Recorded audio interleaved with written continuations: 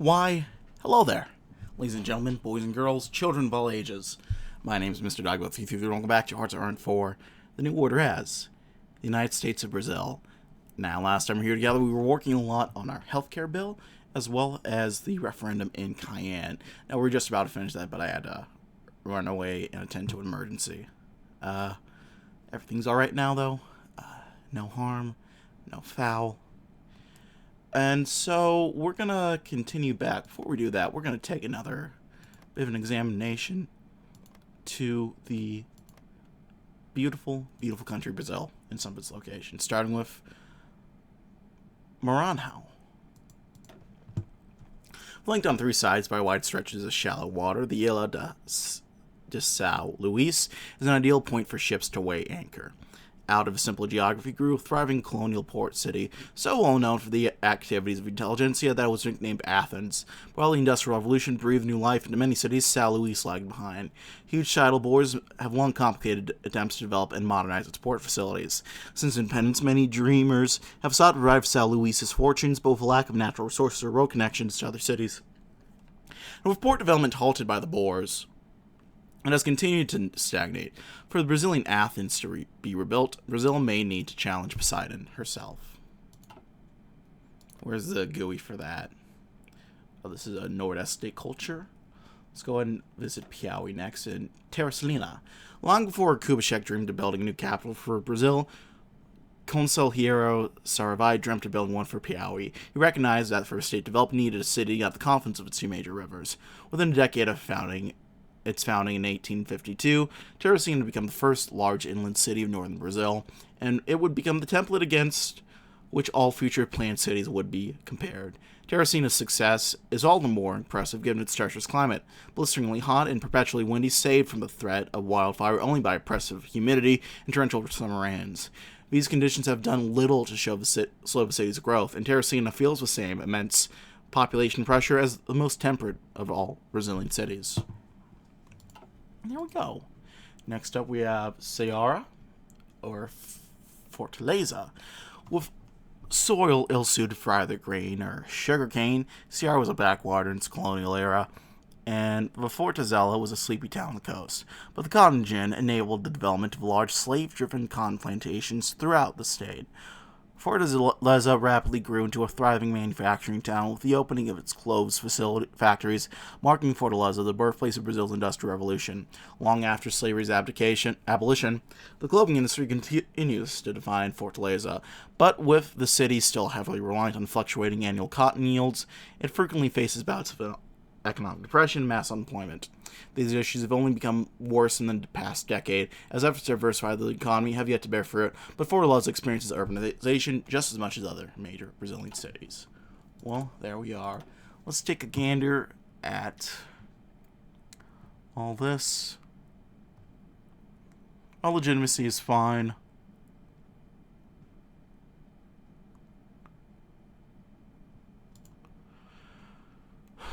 We will arrest some troublemakers.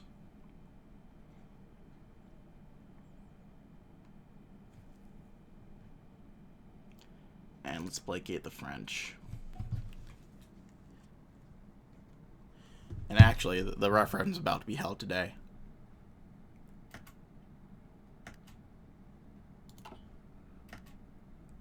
Well,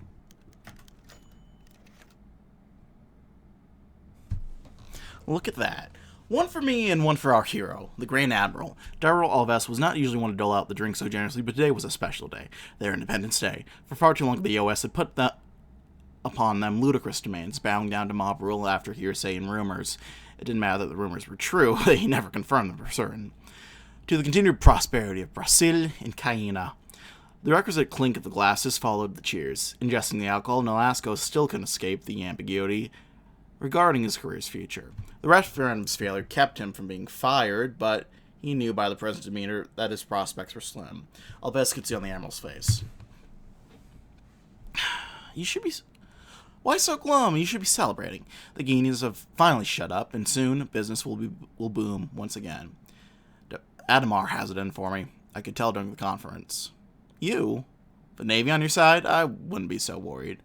Alves slurped down the remnants of his booze, drops staining his bright white shirt. Besides, you could always work for me if the worst happens.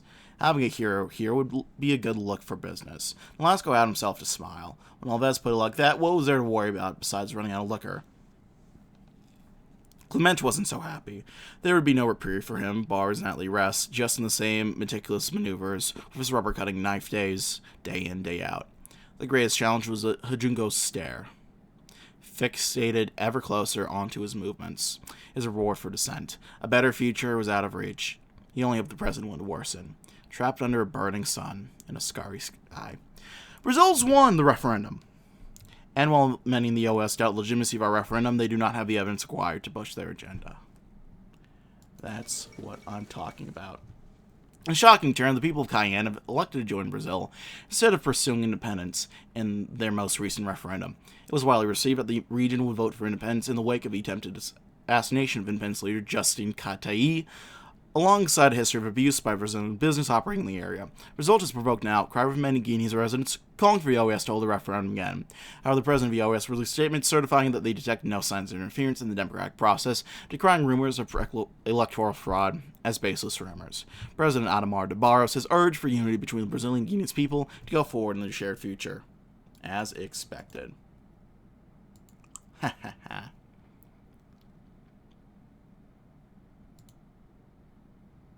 How very funny. We've got 19 months and we're done with this. Very, very nice. And we're just about done with our healthcare bill. Do another developmental edict.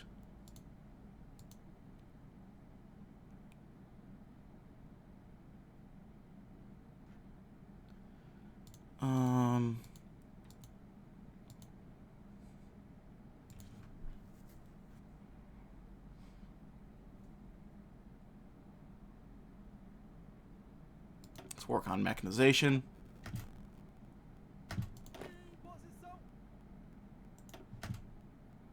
Keep building up that army and present the bill. We have 1 day. Ooh. How exciting. Warlords in China. Today there has been much rejoicing in Brasilia after the announcement of the new Healthcare Act has been successfully approved by the Brazil legislature and become law. President Adhemar de Barros has organized a rally in Brasilia City Center to pass with law's passing. At said event, President Barros had thanked both his own party's efforts in passing the law alongside the, according to him, surprising aid that came from the legislative Vargas opposition, the coalition. The Social Democrat Labor Coalition. Just like in Brasilia, there have been festivities all throughout Brazil's major cities celebrating the passage of Barros' Healthcare Act. Many have said and feel that the act has been a great achievement for lives for the nation and shall ensure that all Brazilians lead healthier and better lives for generations to come. And although the UDN's most prominent leader, Lacerda, has vehemently criticized the bill, calling it a populist trick that shall ruin Brazil's future, most of Brazil's media shares positive feelings for the act. It's given a mostly positive covering of President Barros' first great achievement. Well, the first act is over. Let's see what he's got next. As the final vote was announced in the congressional display, and the victorious ESP delegation rose in celebration, Adhemar, watching from his usual reserved location, couldn't help but allow himself a small chuckle. It was, after all, a good outcome, for him at least. Campos and his coterie of UDN delegates were howling in outrage as they watched the PSRP members shake hands with the Udinist impotent in their ability to change the now decided outcome, shouting that the collaboration in front of them was tantamount to introducing communism in Brazil. They obstructed every measure, returned stability to session. As independents, the Christian Democrats and delegates from other minor parties left the chamber, not wanting to become involved. The speaker tried in vain to restore decorum and order. To their credit, and credit the SPD delegation attempted to support them, but success was blocked. The disruption continued long into the night and ended only when the session itself came to a close. The measure, however, had passed. Absolute chaos. Well, let us celebrate our great victory.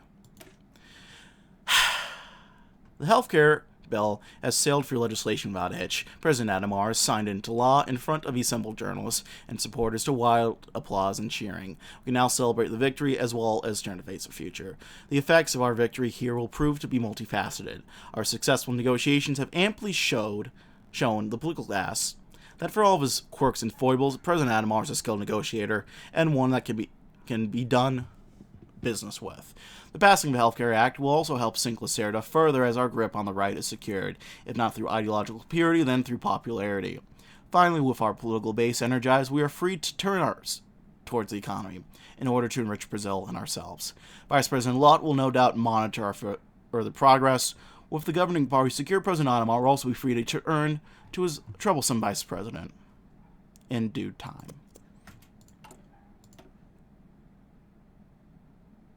Well, there we go.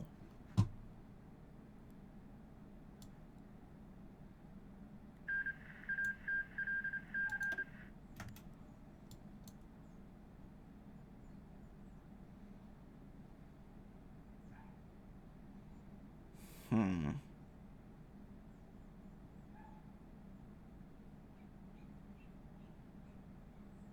terms of the runway. Okay.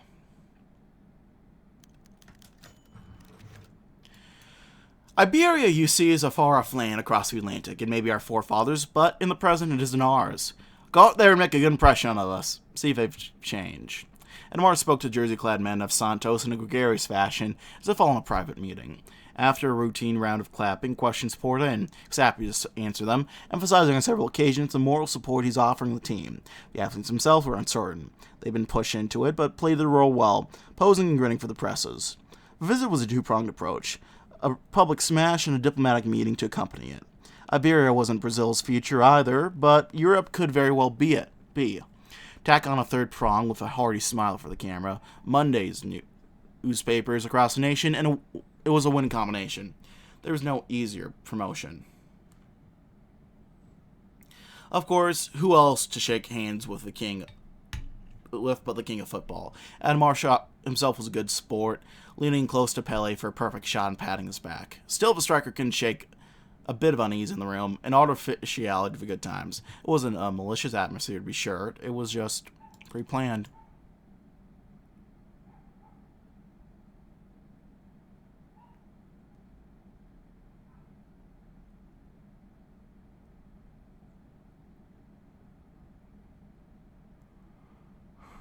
Ooh. I think we'll want to start working on this next branch, especially with the nuclear program. We want to get that done ASAP. ASAP Rocky.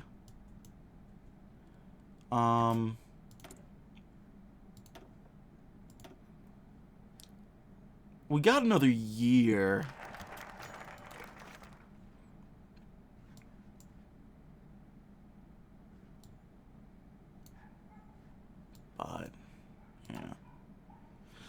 But Brazil's presidential palace was in an uproar for it was President Adhemar's victory party due to the passing of his Healthcare Act.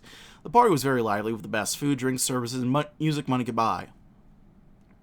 The people present from all backgrounds, from common people to famous celebrities, from workers to captains, ministry, and agricultural landlords, but was mostly filled with PSP apparatchiks and sycophants, which made President Adhemar feel in his element. This, my friends, is merely the first act on one of the greatest epics in the nation, in the history of the Brazilian Republic. This, our new National Health Service, shall better Brazilians' lives for generations and generations to come. It is nothing more than proof that the only ones who care for the lives of our fellow countrymen, but that is only the PSP that can achieve solid acts and feats for the betterment of our nation as a whole. Furthermore, his speech was interrupted by a presidential aide announcing to him the arrival of his VP, Edna Lott, alongside a cohort of Vargas labor sympathizers. He then went to receive compliments from his main partner in the administration, however, we received from the daughter of his predecessor surprised him. Mr. President, we need to talk. It's a premature time to hold this type of celebration. We still need to progress further in healthcare, for there are many things to be defined. Furthermore, the National Healthcare Service can't just be left to its own devices. It needs further guidance from the government if we want it to work properly. President Adhemar continued to hear her tirade, an uncomfortable feeling over him, alongside one single thought. Well, things are never easy. Well, here it is, the healthcare bill. Easy access to healthcare is a right. Healthcare is a right for all Brazilians. I can't speak right now. It's a right all Brazilians deserve, but have been deprived for far too long. But something Adhemar de Barros is intimately familiar with from his time as a doctor. Something that the PSB has made into reality with the healthcare bill. Look at that. Now let's plan our next steps.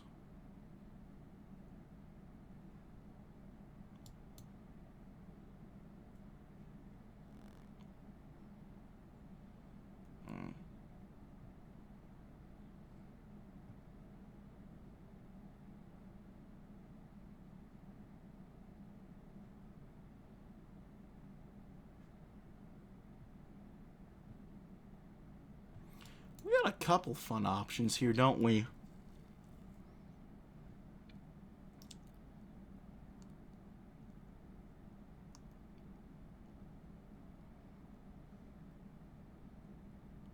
High-speed rail. Oh, man.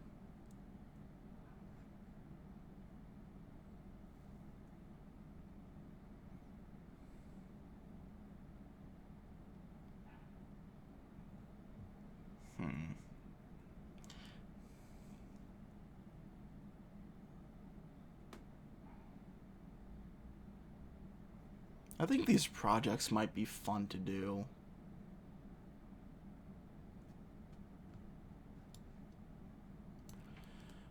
Um...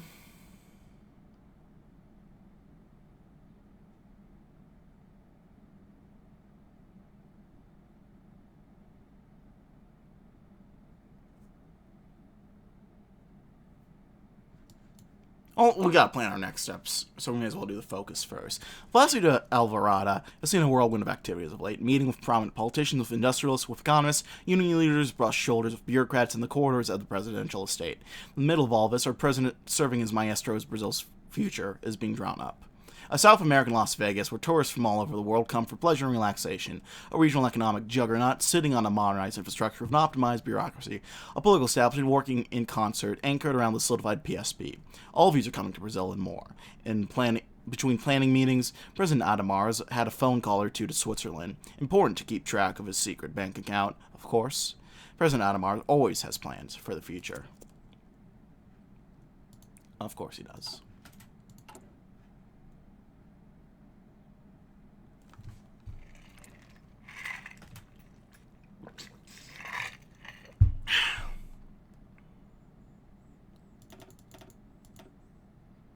$13 months. Let's do it.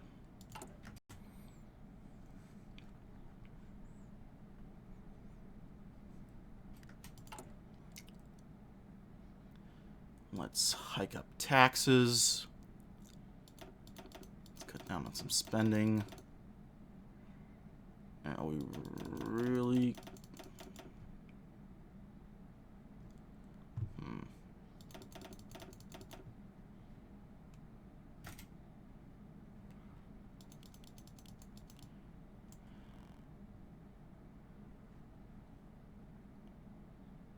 Well, that'll have to do for now.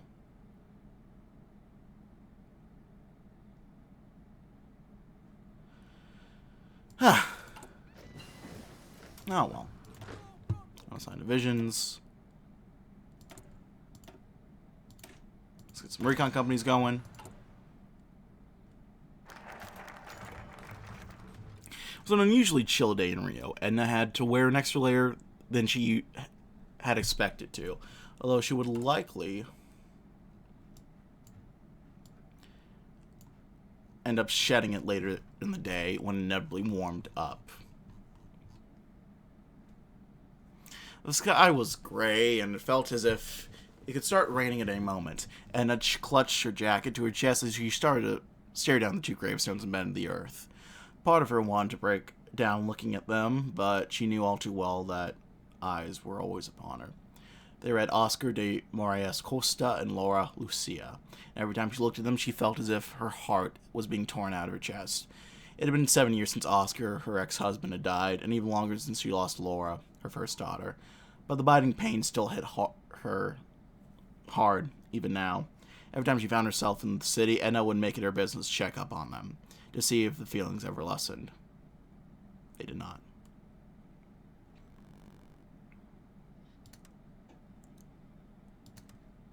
Not even 4 children later did it become less jarring. Politics had been a perfect way of moving forward and focus on that pain and bettering the lives of her fellow Brazilians. Her father's campaign was the perfect end for that, but being vice president, there was nothing she could do to escape the grief.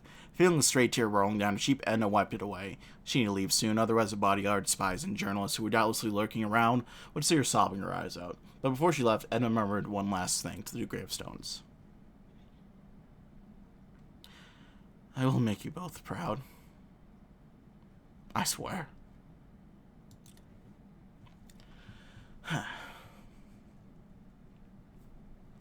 President Adhemar sat alongside a table in his ministerial cabinet. Many papers were piled upon the table. Plans, so many plans. Plans to make Brazil great,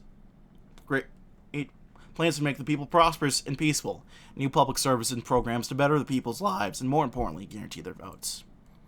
Gentlemen, our job is arduous and of titanic proportions, but so shall be the rewards that shall be brought by them. We shall make Brazil the Las Vegas of the Southern Hemisphere. Tourists shall come from all corners alongside them, industry and investment, and do not care if it comes from Wall Street, Tokyo, or even it comes from the Reich. They shall come, and we shall do everything necessary that they indeed do so. I do not care how much it costs, and what or even who we have to buy. We will do it, and... President Adhemar was interrupted by the sound of the phone in his office ringing, so he excused the cab and closed the door between them and his office. He answered the phone, and out of it came a melody to his ears. His offshore bank accounts in Switzerland was ready to be filled with his personal spoils. After the call, he just sat back in the chair and said, "It feels good to be president." There we go. So have a middling legacy, but we got a lot of money. And that's what matters in the end, doesn't it?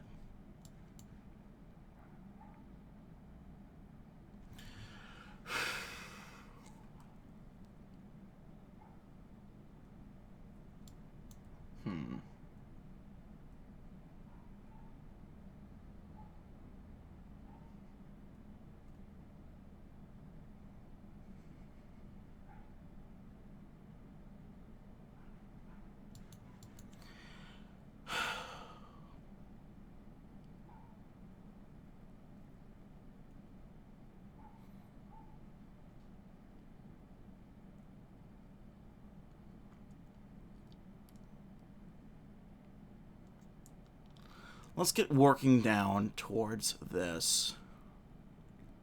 Let's diagnose the military first. The first thing any good doctor should do when faced with a particularly challenging patient is to, of course, examine them thoroughly and make the proper diagnosis.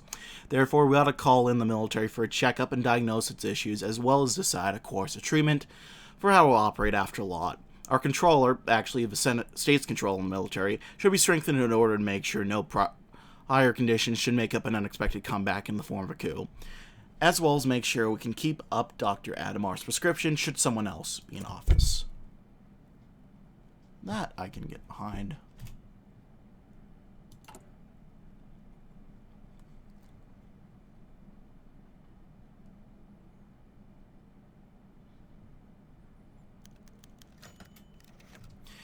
Adhemar sat down at his hotel bed, let loose his itchy tie, and opened the top button of his shirt.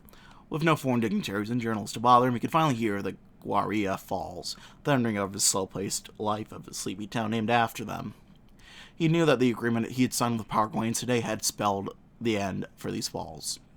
As monumental as inspiring as these wonders of nature were, they were no match for the wonders of modern engineering, or the people's insatiable thirst for electricity.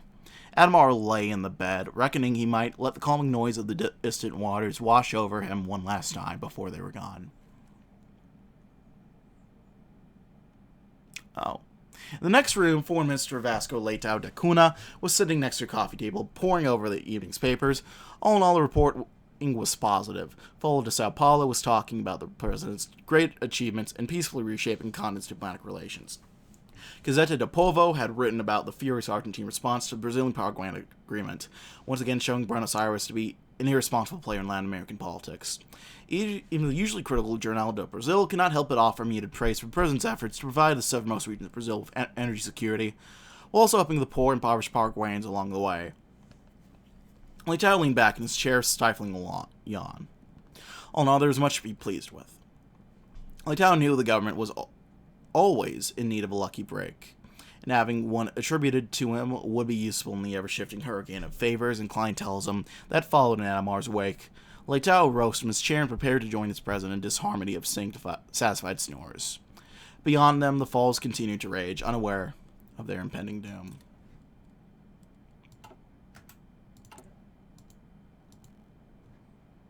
So much for environmentalism.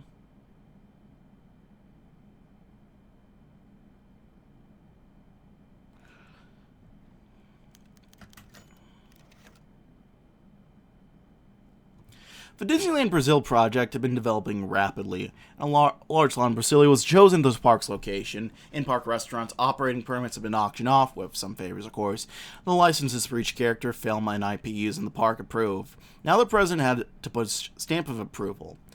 Adhemar hoped his vision for the park would have been well understood by the ambassador for Walt Disney Corporation, who came bearing plans. Sir, we believe this proposal will suit your taste. The entrance located here will be several avenues of luxury shopping and dining spots. Around them will be several American hotel chains, all of it themed around the clubs and beaches of Hollywood, as you requested. And our response was neutral. Keep going. Remember the second request? The representative nodded politely, moving his hand down to the center of the map in a large circle surrounded by large rectangles. This will be a spoke of innovation. Several companies and countries have reserved their pavilions and prepared their own rides and shows.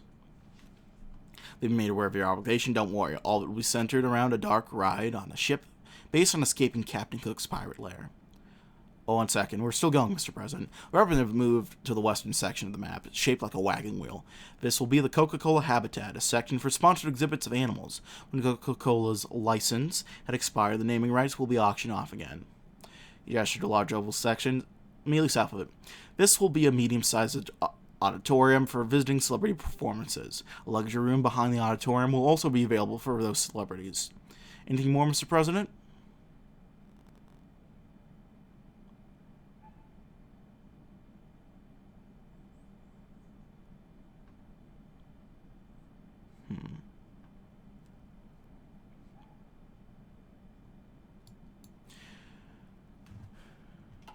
I'm going to save real quick because I want to see what I can do over here.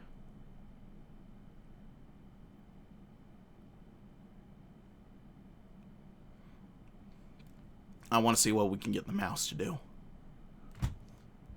I'll pause the time in the meanwhile.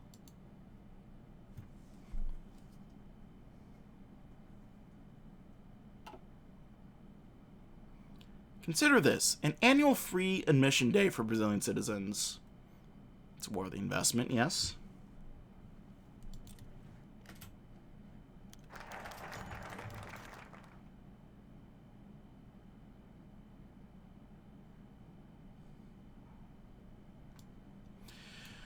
Dinner was the order of the night for Brazil's generals, and what a dinner it was. Lobster, steak, and all manner of other fine foods bedecked the tables, as the men behind Brazil's military might eagerly awaited the feast. While sitting at the head of a table, like some great medieval king, was Adhemar. He tapped the empty wine glass with a spoon, getting the attention of his men. Gentlemen, he greeted warmly, a smile stretched upon his face. It is a pleasure to see you all here. I'm sure you're all eager to get straight to the food. But first, I would like some of your thoughts, namely, what you all think must be done to ensure Brazil's safety. Just a few words. Admiral Campos? Well, Mr. President, the Navy could certainly use an update. Some of the ships, well, it's laughable. The Lobster War was won with boats, and would need boats on the level of the American ones to win another. Adhemar nodded, gesturing to Mello. Much of the same regard to the Air Force, Mr. President. The new Spectre planes would really make us more credible as a superpower. I agree, interrupted Philanto from across the table. Brazil must be seen as a fifth superpower, but we cannot be seen as such if our men are undisciplined. But Germans know how to whip their men to shape properly. We should look to them as an example, in my opinion. Well, I totally agree with the notion of us as a fifth superpower. Adhemar proclaimed, clapping his hand together, so much that I want to look into nuclear power soon. This would truly level the playing field, huh? A few nervous chuckles echoed across the table, although the turn of phrase used made them less sincere than usual. But you must forgive me for this, gentlemen. I only seek to take care of you and take care of our military. The needs of the soldiers are the needs of the state, after all. Now, dig in. The military man hesitantly tucked in, still unsure of Adhemar's comment. Adhemar rubbed his temple as he looked at the clock ticking on his desk. It had been another busy night for him, and that meant that despite his third cup of coffee, he could still feel the lack of sleep gnawing at him. As he took another sip, he heard a knock at the door. "Mr. President, Ambassador Kirk is here." "Should I send him in?" "Yes, Leon, please." She nodded and walked in with the ambassador. "Anything to drink, Mr. Ambassador?" Kirk removed his head and gave a faint smile. "I'd love a cup of your excellent coffee, if possible." Leon nodded and left the two men in the presidential office. "Good morning, Mr. Ambassador. I hope the heat hasn't been too bad on you," chuckled Adhemar. Kurt laughed. "Well, Mr. President, there are a lot of things I love about your country, but let's say the heat isn't one of them. But your culture, your food, your people..." Oh, wait. "I wish one day every German citizen can enjoy a strong cup of Brazilian coffee to start their day." They certainly could soon. And what would the Reich be sending back to us? "Well, I know some IG Farben executives have been eyeing up investments in Brazil, my father being one of them. Oil-based products and some rubber derivatives, mostly in Porto Alegre. It's got support facilities we would need." IG Farben, that name sounds familiar. IG, didn't I used to be Bayer? "That's exactly right, Mr. President. I'm shocked you knew that." "Yes, well, I did some translation work for him as a young man." "Well, that makes my job a little easier if you're acquainted with them. What do you say, Mr. President?" "I think it sounds great."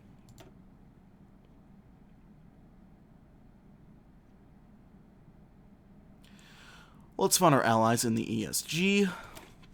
The Sorbonne faction within the Escola Superior de Guerra are pragmatists at heart, so it should be no surprise that appeasing them is something akin to giving a child new toys to play with. It will make contacts with new allies within the ESG to inform them of a new budget that will see an increased stream of funds towards their department for use as they see fit. Guns, artillery, tanks, whatever is required to ensure their continued support against internal and external threats.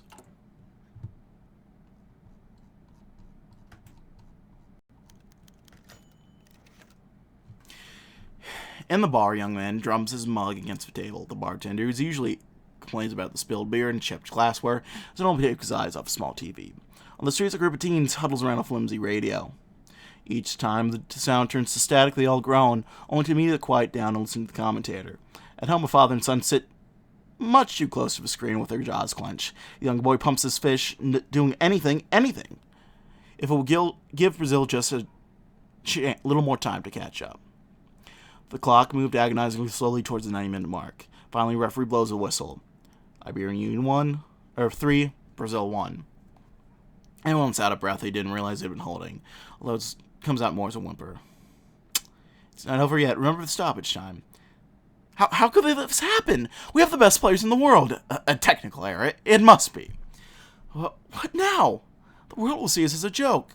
After victories in 58 and 62, victories all that some Brazilians knew. The golden days, when their country was a powerhouse of both economy and football, felt further away from ever.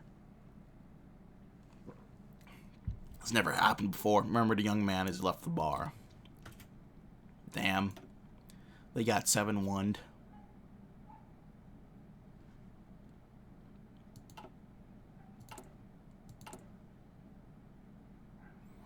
Not the 7-1. So I'm hoping... Well, this might be a little too ambitious.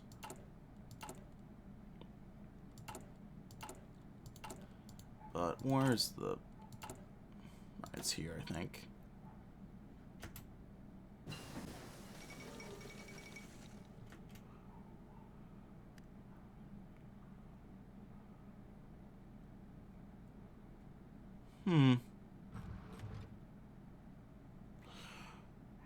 Oh, we got beaten by Bulgaria. Shit.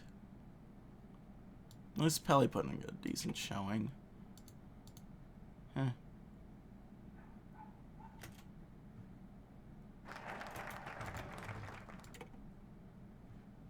We got South Africa supporting a nuclear program. Next.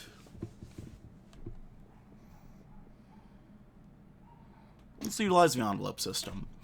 Whilst Kirill is busy cooking up a list of generals we can trust to work alongside us rather than against us, we shall handle the more unofficial side of things. It's often thought that the military life is a thankless one, where regime and regimen supersede personal pleasure. While it's true to an extent, it should only be proper to reward the most senior of these military men with these pleasures. We'll shower them with all the drink, drugs, parties, cars, women, and money their hearts will desire, all from a brown envelope on their desk. Certainly a base way to secure support, but an effective one nonetheless.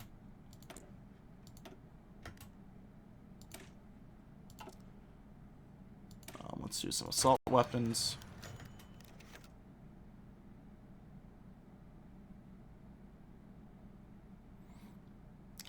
The 3rd of August, Showa 37. Conditions clear, few if any clouds, precipitation impossible. Present at the Estadio Municipal de Baseball, Nishi sat late in the night where Adhemar debarras and the usual suspects for a baseball tournament. Influential Nikkei families in the stands, and their kin playing baseball in the fields, baseball enthusiasts and staffers. Some of the staff were of greater interest to the president of a nation than others on his visit to the baseball and sumer establishment in the center of his hometown. Leveraging his usual charm and penchant for the envelope system, Adhemar walked around as if he owned the place. This is why he was there, after all. Some might say this kind of petty bribery was beneath the president. Adhemar laughed in their faces. I'm an artist, and I know how to make a big difference. Further implications made Adhemar smirk, drawing the curiosity of the passerby and journalists glimpsing out from the middle distance. The president takes a time out of his day to show up to a minor event for a minority community in Sao Paulo. Oh, it'll make the Nikkei jump out of their seats before they can say Masaka.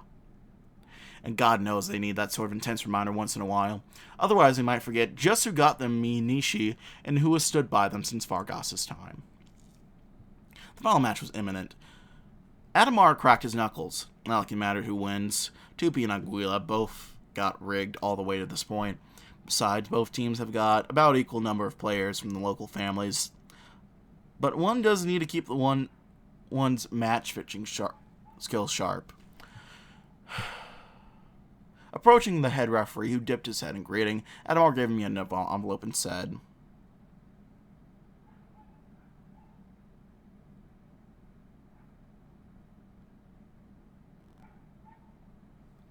"No, I say Team Aguila is overdue for a win."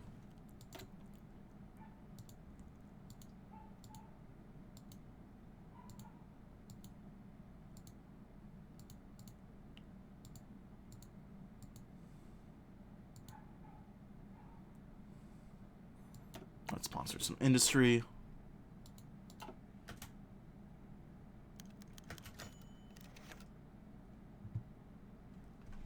Events of a stadium proceed as normal. Team Aguila 152 with only a finger lightly on the scale.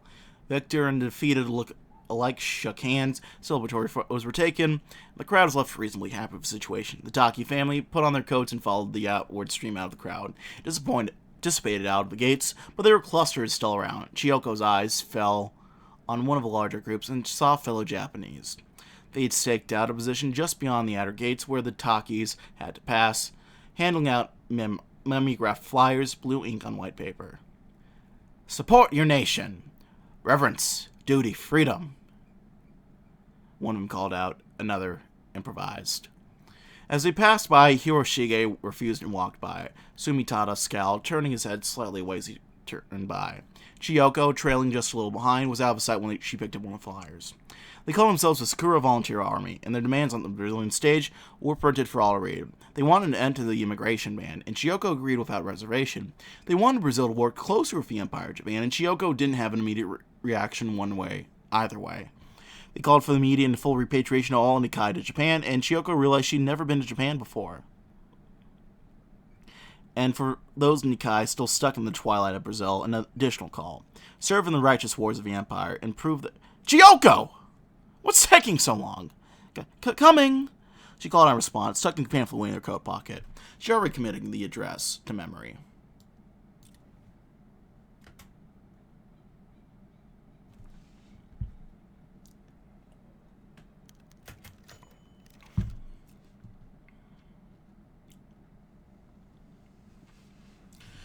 Sitting in the shade of an awning that belonged to a small cafe, a man took a puff of his cigar. On a small table, an empty cup of coffee sat, having been consumed a while ago. He quite liked this cafe, and offered a great view of the bustling Rio streets, with Cristo Redentor standing tall in the background. He pulled out a newspaper from his bag, reading the top headline. President in serious hot water with new corruption allegations. Opposition leaders proposing impeachment. The man chuckled. What a curious process, he thought to himself. In his home country, this headline would have never been printed. He flipped through the newspaper as a black waitress began to buzz down his table. Someone like her wouldn't have a job in this country. Jesus Christ. The man looked at the street vendors peddling their goods and food. The racial diversity astounded him. He'd never seen so many people from so many different ethnicities and races congregate in one state. These people used to be our allies, the man thought. How'd they become a U.S. lapdog in just a decade? At least some things in the country worked like his home. Just like how Herman Josef Abs, a notorious Nazi banker, was able to slip into Brazil with the help of a fake passport and a customs officer who was paid to not notice the little details. Abs got up from his spot in the cafe, tipping his hat at the teenager working the register. He knew he had to make some calls back to his friends in Germania. As much as Brazil seemed foreign to him, he knew that there were ways to make inroads into this country for the Reich. There was a profit to be turned here, and Abs was going to leave a charge. Money can always open doors.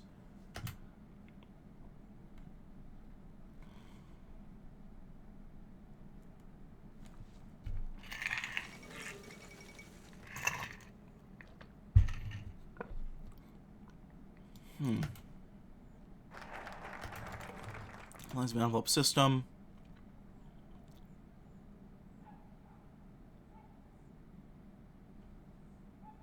Well, let's meet with Almirante Alvaro. America, Germany, and Japan have conquered the atom and weaponized the sun. The Western world kneels before these three titans, bending to their whims, for they are holding the sword of Damocles above us. Imagine how it must feel to hold such power, to have such total unescapable influence. Well, some men in Brazil have dared to dream of that. Enter Admiral Alvaro Alberto de Mota e Silva, Vice Admiral of the Brazilian Navy and one of the brightest minds in the country.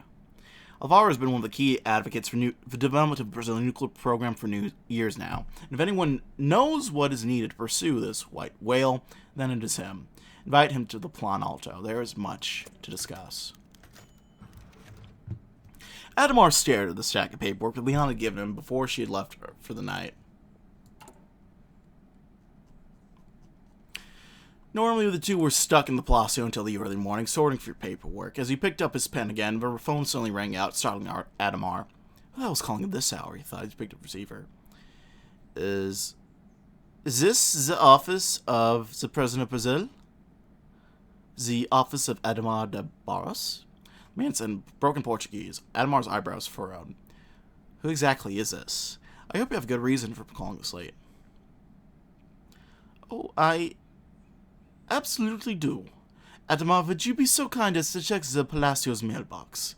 I left some files for you to review there. I'm not doing shit until you tell me who you are.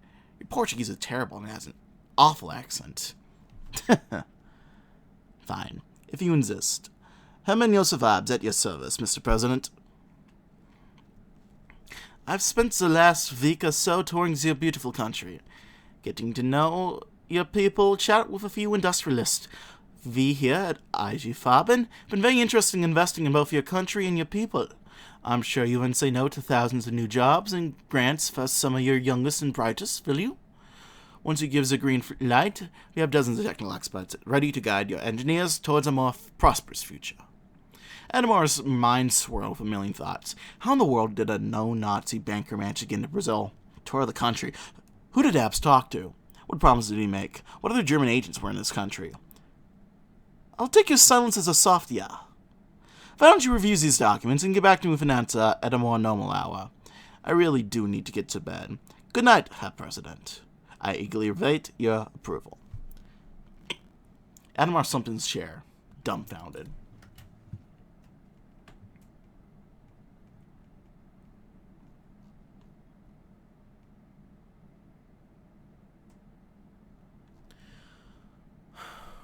Oh, well, look at that. The Progressistas are not even close. They've surpassed everyone else. Holy shit.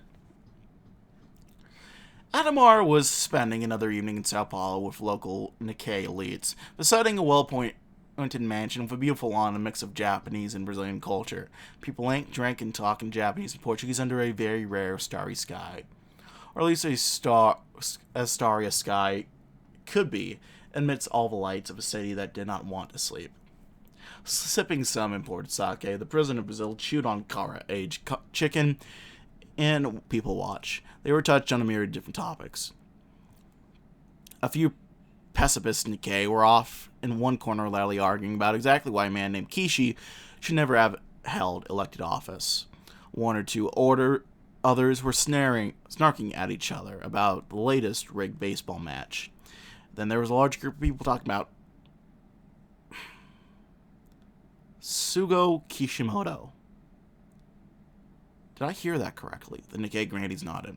The man must be 72 years old by now if my memory's working. You're telling me he's still alive? More nods. Dear God, but that brings me back to the old days. The sort of things he and I used to get up to together back then. Memories. Then. Sorry, ladies and gentlemen. We'll gathering. I'll leave you to yourselves. Adhemar grabbed some sushi. Oh, dear God, these simple tuna and salmon rolls. The Shindo Renmai, Zindos I call them, couldn't still be up and running, could they? I thought the Zindos all got put in prison. Then there were the lunatics over the Sakura Volunteer Army, but they love me mad Jano. Another piece of karage went down the president's gullet. He reached a conclusion. Old Kishimoto could be helpful to defeat the influence of those Janista morons over the Nikkei. I better ring him.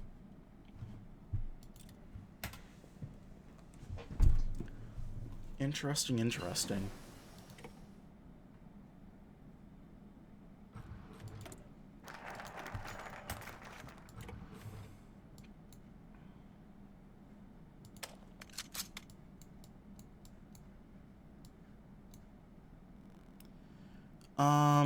So light support artillery.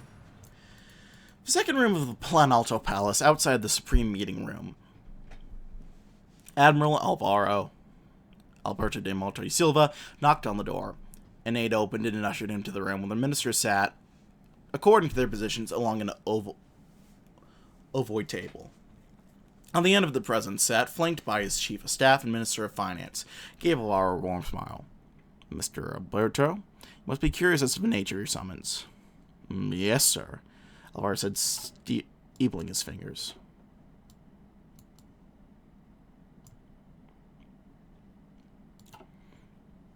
I was not given prior briefing, nor time to prepare for this cabinet meeting. Suppose this relates to a degree of secrecy within the government. President Adhemar's flashed a satisfied glint. Very good. He opened a file and began reading from it. It says here that you were involved in a series of trips in the previous decade, chief among them to negotiate the Amster Peace Program. Is that correct? Yes, sir. Adhemar closed the file and eyed him closely. Brazil must become a nuclear power soon, Admiral. Argentinian aggressions have escalated in recent decades and must possess deterrence.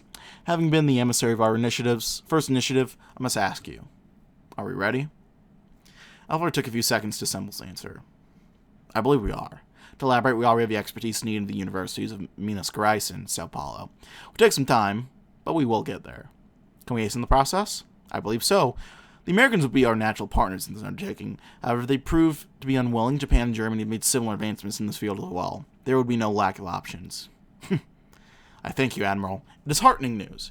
Then the cabinet will prepare testing and enrichment sites. Your new assignment will be to seek foreign partners to accelerate this process as quickly as possible. Alvaro gave a respectful nod in reply. Adams for peace, Adams for war. You think they would have at least prepared a decent spread up there. It's not every day the VP visits. Edna Lott, fresh off a plane from the northeast, relaxed in a chair in her office for only a moment before immediately snapping back into action. No, don't worry. You did a good job with the communication. They're just incompetence. Well, Anna, how's the home front? I'll need a report for the 4 o'clock meeting. My apologies, ma'am. His office just called a few minutes ago. The meetings were scheduled. They didn't give a placement date. Exasperation. You could never separate that man and his power plays. As she ran her mind through the list of the meetings Adhemar would also be attending, it seemed her secretary read it for her. Actually, ma'am, we just received the update schedule for all major upcoming meetings. It seems that all previous meetings we've been booked with for the president have restructured. Senora Vice President, we have no scheduled meetings with him for you. I've said or the other senior cabinet members for the next 3 weeks, effectively the whole month. Also, it seems that his general schedule is fully booked. Every opening in every cabinet meeting. A cold chill descending in Lot's stomach. So that's what they were doing. The bastard would see how far his little scheme would fare. Well, let's do uranium fever. Uranium is the key to unlocking the mystery of the atom.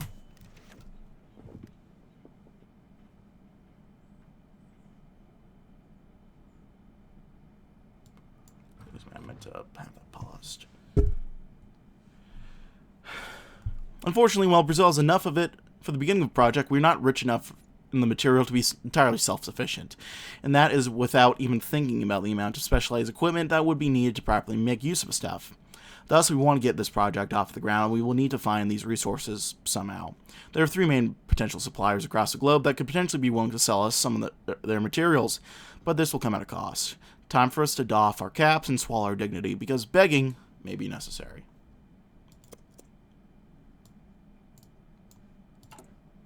How are we doing overall? We got another 10 months to finish this off. Panoptil can never be described as quiet. There's always the hum of officials from the various ministries buzzing around it. Today was a bit busier than usual. The foreign ministry had begun to descend on the palace in the wake of the upcoming referendum results.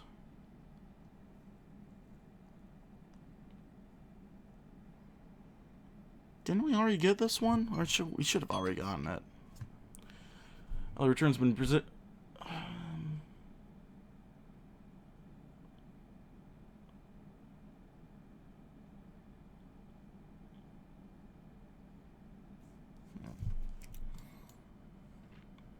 I don't think we read this one, though. Hello, Round Radio. The live results of Caína independence referendum. Early returns have been encouraging for the pro-Brazilian side. Pencils scramble to make projections that would be corrected as the minutes tick by. When the dust settles, it's clear that the referendum had gone decisively in favor of Brazil, the people voting against independence. The memory of the president was a culmination of decades of political success. From the beginnings of the annexation to now, with the referendum, Brazil had finally been assured of its reward for the still smoldering war. The memo went on to discuss the foreign and defense implications of the vote. With Caína's future now assured and its population pacified, it would be less of a drain on defense resources, while giving our government a stronger foothold and have promised to use leverage against Brazil. Against Brazil? What? I think I mean against Argentina. The stability brought by the final referendum also provided the opportunity to trade across the border with Dutch. Economic enrichment for both the new province to bring it firmly under control, but also economic opportunity for all of Brazil. Smiling officials placed finished work on Adhemar de Barros' desk. Very good. I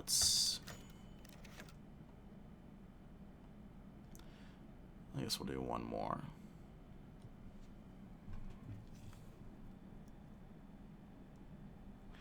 Da Cunha, could I talk to you for a minute before you go? Vasco da Cunha paused and tried not to sigh. The whole cabinet had gone without Adhemar so much as looking in his direction, and now he was being called to stay behind. He was either fired or about to be given a humiliating task. He put a smile on his face and sat down. What can I do for you, Mr. President? It's about Ovando. How's your office handling that business down in Bolivia? Yes, I can understand why you might want to keep this away from the cabinet. Ovando's foreign ministry has reached out to us. They would like to improve relations with Brazil, starting with a formal visit. A visit? A state visit? My God, man, why didn't you brought this up before? The letter only came through this morning, and it seemed prudent to discuss it with you directly. But Ovando is more trouble than the visit's worth. A military dictator in the palace is not the kind of message we want to send, especially for our... No, said Adhemar's delayed interruption, still staggering da Cunha. We've got too much tied up in that part of the West to deny him. Honestly, da Cunha, you've got to keep an open mind for these things. Go book the meeting. I think I've got a day next month for it. Da Cunha bit his tongue to hold in the sigh. He nodded towards Adhemar, mumbled goodbye, and walked out of the conference room. A humiliating task, then. I suppose so.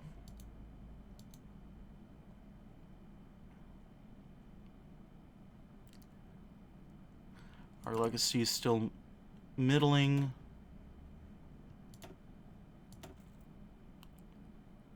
Oh, so this is the healthcare system. Okay.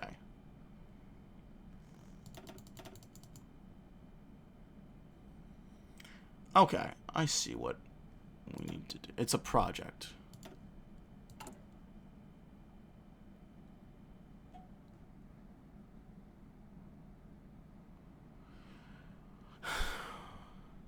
Alright, so the passage of bill is in it. I was wondering why this hadn't kicked in yet. The passage of a bill is enough to deliver healthcare to all. Hospitals must be built across the country and ensure all have access to healthcare, lest the system collapse. Only with years of effort will the dream come true.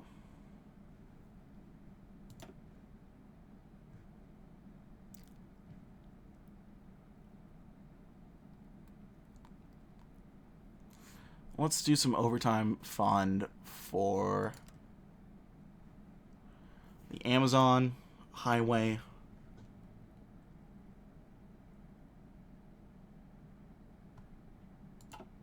Another 2 months off of that. And